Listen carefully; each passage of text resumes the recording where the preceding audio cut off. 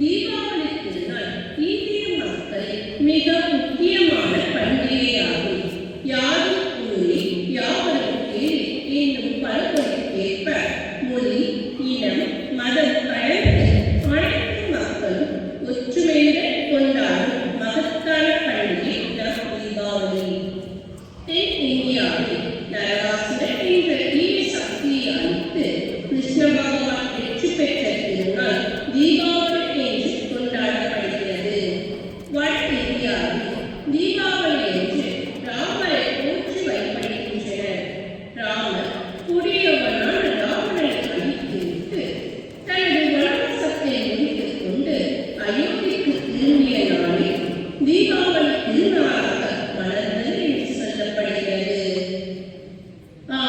இப்பொழுது நாம் மாணவர்களான அகல்வி, தேவ் மற்றும் மைத்ரே தென்னிந்திய தீபாவளி பற்றியும், ரக்ஷனா, ஸ்மிதா மற்றும் ரேயான் அவர்கள் வட இந்தியா தீபாவளி பற்றியும் சிறு உரையாடல்கள் நடத்த உள்ளனர். கொஞ்சம் செல்பொழுது கேட்போமா?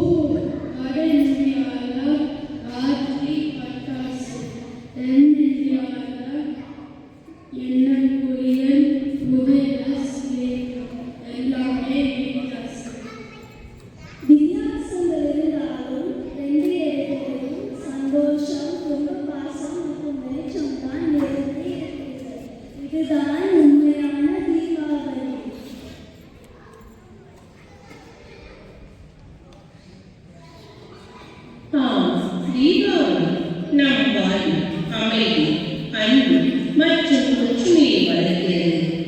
வேற்றுமை ஒற்றுமைக்கான ஒரு சக்தி வாய்ந்த உதாரணமாகும். ஏனெனில் பல